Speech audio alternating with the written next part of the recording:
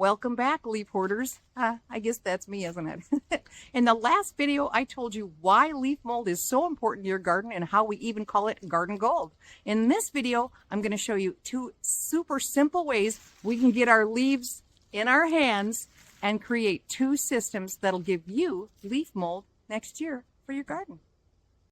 All right, method number 1, the black bag method. This is also called anaerobic composting, which is just a fancy way of saying no air.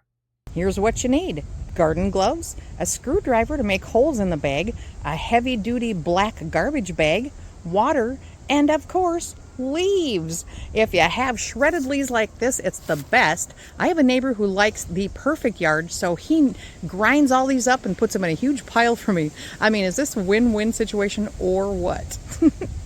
Now, first question, to shred or not to shred? Here's the deal. Whole leaves will break down just fine, but they take longer. Think 12 to 18 months. Shredded leaves, you're looking at 6 to 12 months, sometimes even faster. The easiest way to shred? Run them over with your lawnmower. I'm serious. Just pile them up, mow back and forth a few times, boom, confetti. No mower? You can use a leaf shredder, or honestly, just skip this step. It'll just take longer. Time is free, right?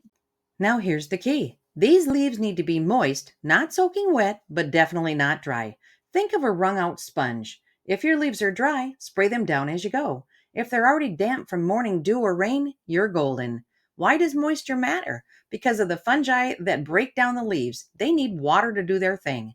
Too dry and nothing happens. Too wet and it gets stinky and slimy. And trust your nose, you don't want that. Okay, take your bag and start stuffing it with leaves. You want it nice and full. Once your bag is full and the leaves are moist, tie it up tight. Now, grab something sharp. A fork, a screwdriver, a knife, whatever, and poke holes all over this bag. We want some air circulation, just not a lot. These holes let out excess moisture and allow a tiny bit of oxygen in. Think of it like giving your leaves a breathing hole. They're not completely suffocated, just cozy. And now, you wait.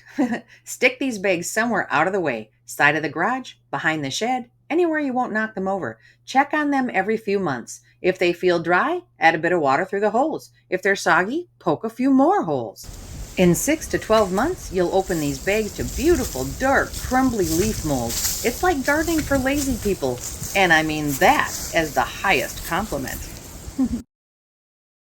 Now, if you want to go slightly less lazy, and by slightly, I mean I'm not sure which is easier, there's method number 2, the wire cage or mesh bin method. This is aerobic composting, meaning there's airflow. It's a bit faster than the bag method, and you can make way more at once.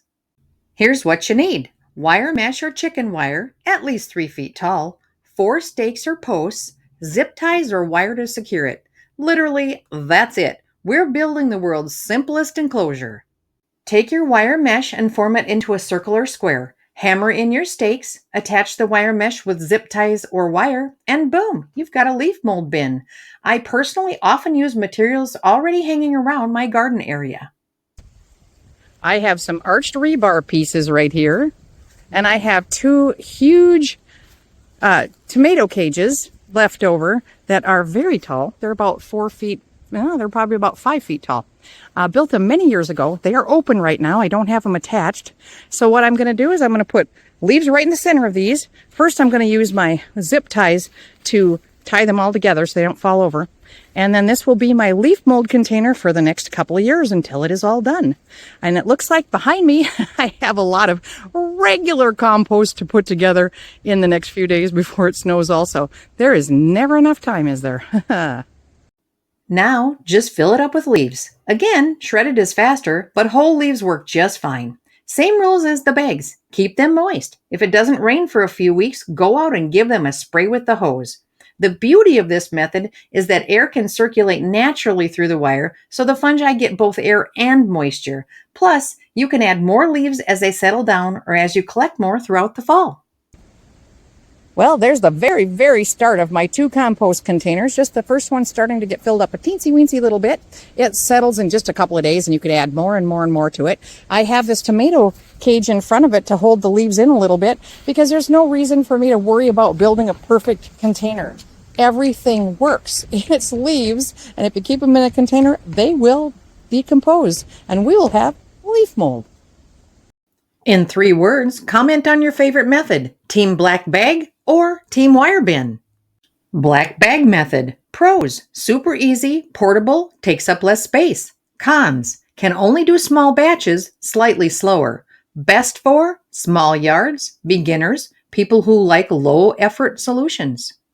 Wire Bin Method. Pros: larger batches, faster breakdown, easy to add more leaves. Cons: requires a bit more setup, takes up space. Best for lots of leaves, people who want to go big, and long-term leaf compost makers. Honestly, I use both. Bags when friends haul them to my yard that way, bins for a larger amount of leaves. Hey, why don't you start a batch of leaf mold, aka leaf compost, this week? Grab a trash bag or spend 20 minutes building a wire bin. Collect those leaves, get them moist, and set them up.